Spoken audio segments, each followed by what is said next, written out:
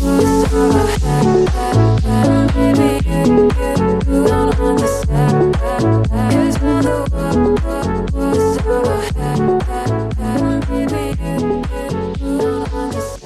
and welcome back to 4-Wheel Builds. And guys, do I have a treat for you today.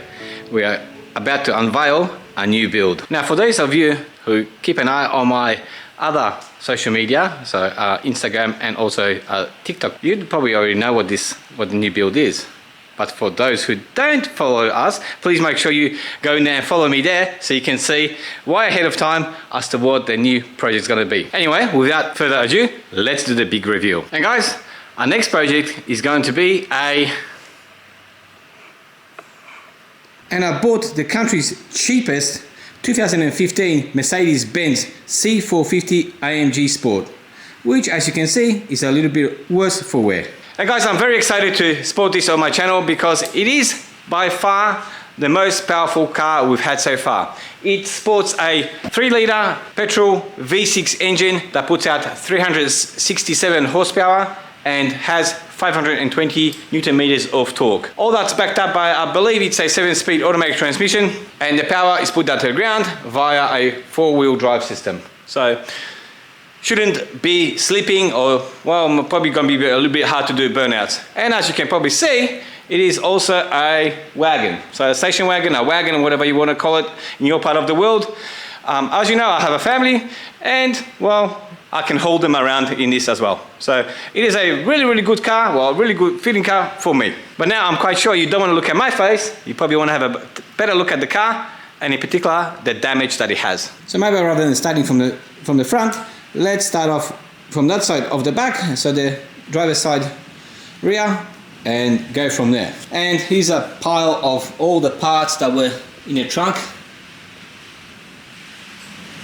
So as you can see, there's quite a fair bit of damaged parts, but obviously I'm keeping them because these are valuable for part numbers and also little accessories like screws, bolts, all that kind of stuff. Okay, starting off in the rear, as you can see, we've got a damaged tail lamp, and we also got a cracked bumper in the back here, plus the diffuser at the bottom is, I believe, popped out, so I think we should be able to pop it back in. That should be good to go.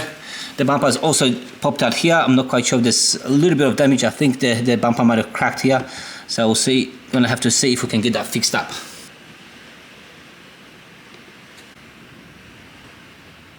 There's a great big crack, and quite frankly guys, I'm quite sure we should be able to get this plastic welded, so it'll be a nice test for my skills. There's a little bit of damage right on the top here of the bumper bar, so we need to get that knocked out. That should be fairly easy. And obviously we need to get a new headlight.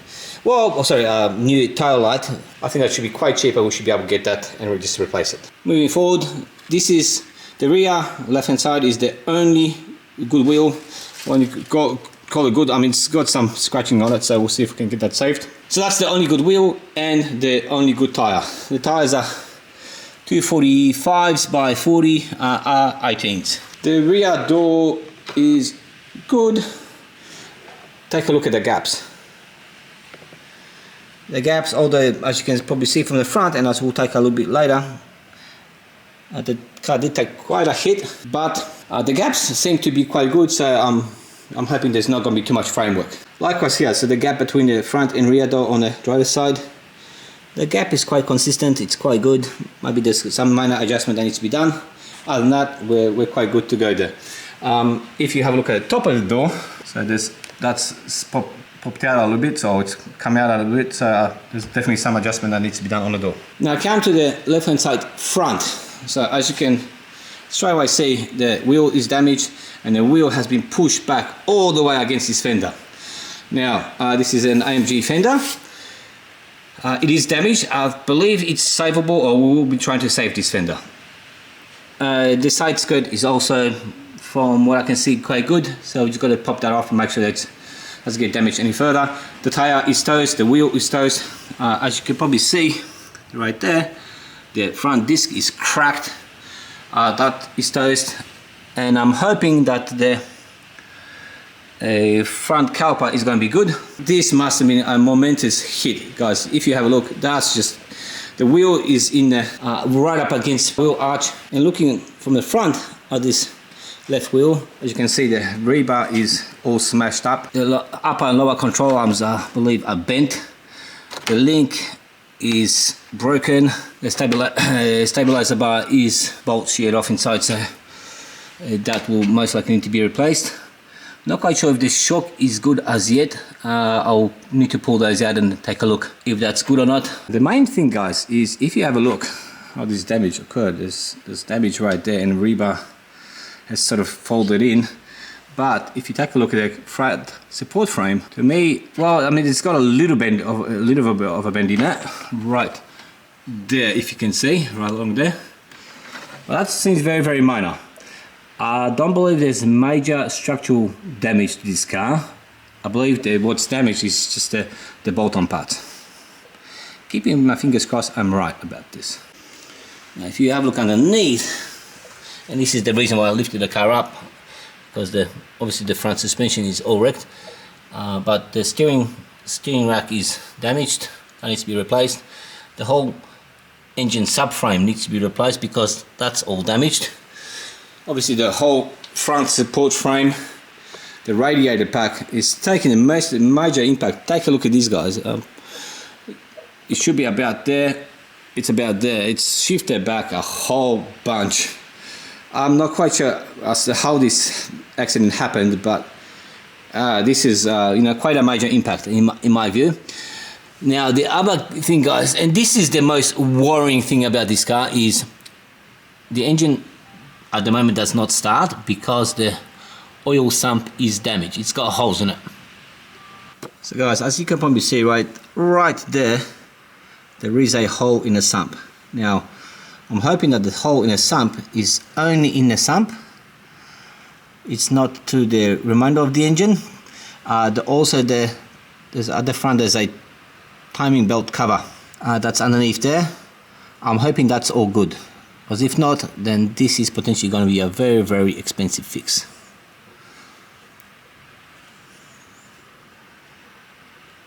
So this is the reason why this car is so cheap. I bought it really, really cheap, but there is a reason why it's so cheap. I'm going on a limb here, hoping that the engine is good, because if not, then most likely this car is not worth fixing. Now looking at the top of the engine, that all looks quite good. There's no real damage here. Even the front support frame at the top here is, well, relatively straight. I mean, considering the actual damage that's gone in underneath there, majority of these parts are good. And because this is a V6 bi-turbo, it's got two nice big turb skis sitting right there, one on the right hand side and one on the left hand side, and that does not look like it suffered any damage, which is very, very positive. And the one on the left hand side is a little bit hard to see, but it's somewhere in there. But that don't look like they suffered any damage, so we should be good to go. Now the other big area of concern is this right hand front shock tower, the top of it. As you can see, the control arm, I think during the accident, come up and plonked a hole in this. Now this is aluminium, so not quite sure if this can be fixed or potentially the whole strut tower top needs to be replaced. I mean, apart from this hole, this is all good. The mounting point for the shock absorber is good, so it's only this area right here. So I'm not quite sure if that can be fixed or if that actually needs to be replaced, but we'll get to that. And with the cover off, we've got a beautiful 3-litre V6 engine putting out 362 horsepower. So it should be a very, very, very fun car to drive. Now if we take a look at the right hand side wheel, as you can see, the whole wheel is cracked. So the impact must have been quite significant here. And well, as you can see, I think the steering is a little bit loose and it's not really meant to do that. So there's quite a bit of work that needs to go into that wheel there. So all that suspension needs to drop and come out. The front fender here is also damaged. Now, well, let's see. We'll take this off and then we'll assess if it's savable or not. I hope they are, because these are quite pricey parts. Likewise with the sill is also damaged. Now if we have a look deep inside there, I believe there's still some rubble that's stuck there, which we'll need to pull out. So I think this car hit some small or low-lying wall of some sort. If anyone knows, maybe someone's seen this car, no damage, well, let me know. Hit me up and let me know. Next thing on the right hand side, there's some minor damage to the mirror. The mirror cover is good, just that the actual insert here is damaged. So, oh, actually no, there's also this mirror. So I think the whole mirror needs to be replaced. Obviously the fender and as you can see, the sill or the side skirt is damaged. I'm not quite sure if that's fixable or not, but I doubt it. It's got a lot of scratches on it. And it's also a scratch on the rear. Now, I think this damage didn't occur from the actual accident. I'm thinking that this is damage from the auction forklifts that I use to lift cars and transport them across. Well, I think that's at least my view. Now, going to the rear, as you can see, the side skirt is also damaged here. There is some damage that was patched up here. Really poorly patched up. Someone's just taken up on a brush and just put some black paint on it. But that needs to be fixed. Now, I thought originally the wheel was good.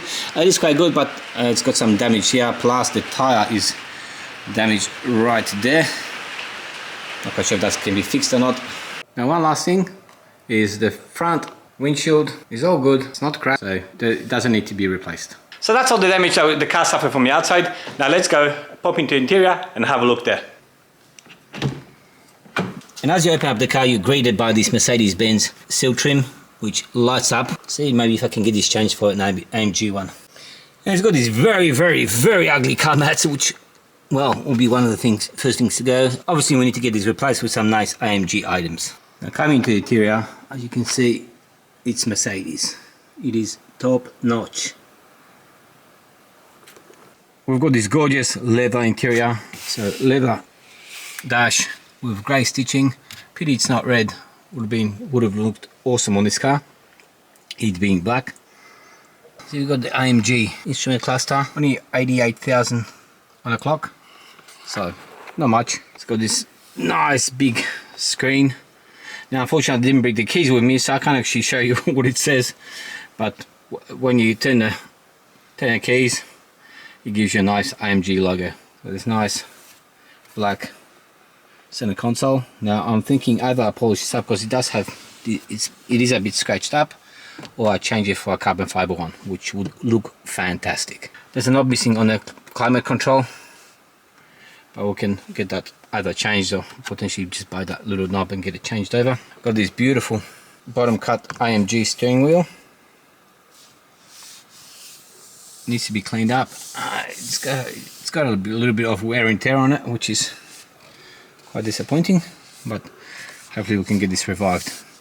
Or maybe we get it redone and get some nice colored stitching in there. It's got a lot of options.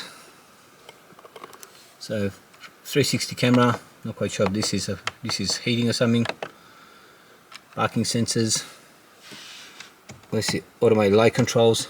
It's got the famous Mercedes joystick here. It also has control for the suspension. So I think you can have sports mode, normal, and maybe sports plus or something along those lines. We'll see how that goes.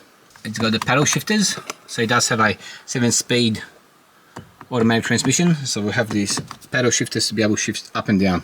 2 airbags blown on the inside, so on the driver's side, obviously steering wheel airbag, and plus also the knee airbag on the driver's side.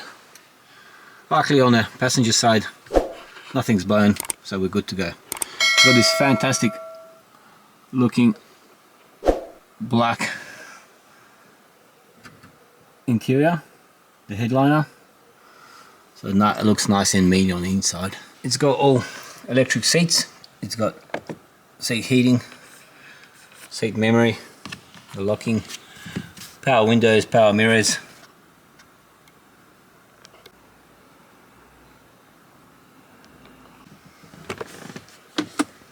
A nice center console, couple of USB ports there, an SD card port. Oh, and look what I found. and found the missing knob for the climate control, but it seems that it's broken. Okay, so we'll need to get a new climate control. But nice big center console, plus you've got that extra storage bin right there, and of course you've got these very comfy leather seats. Likewise in the rear, you've got these nice comfy leather seats, a nice little storage table, plus you got these cup holders, which is quite a neat touch. Now, one of the best things of this car is, if you have a look up there, now I can't actually open them up because I haven't got the key. We've got this double sunroof set up. Now I think only the front part opens up, and I think the back is just the glass, but I can't confirm that as yet. And with a flick of a switch, we're able to put the rear seats down and get access to this huge boot space. Now it is a little bit dirty in there. Once it cleans up, we'll practically be able to sleep in there. Some really nice ambient interior light system.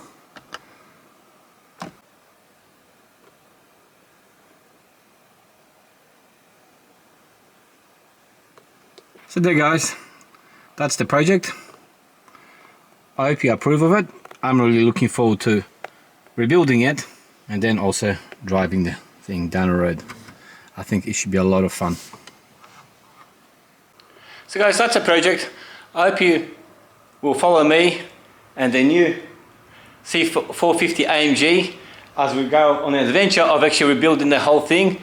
I hope you enjoyed today's episode. If you did, please consider subscribing to the channel, leaving me a like and potentially leaving me a comment. I always enjoy reading your comments. As I embark on this adventure of rebuilding these C450 AMG Sport back into a roadworthy condition. It should be a fun challenge. There's a lot of work, I think, in the car.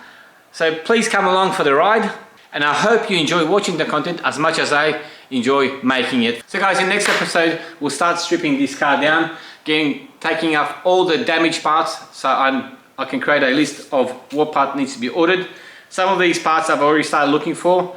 Some of them are quite hard to come by on the used market. If I can't get them used, I'll have to go to the Mercedes dealer and buy them brand new. Join me in the next episode as we start working on this C450 AMG Sport. I'll see you guys then.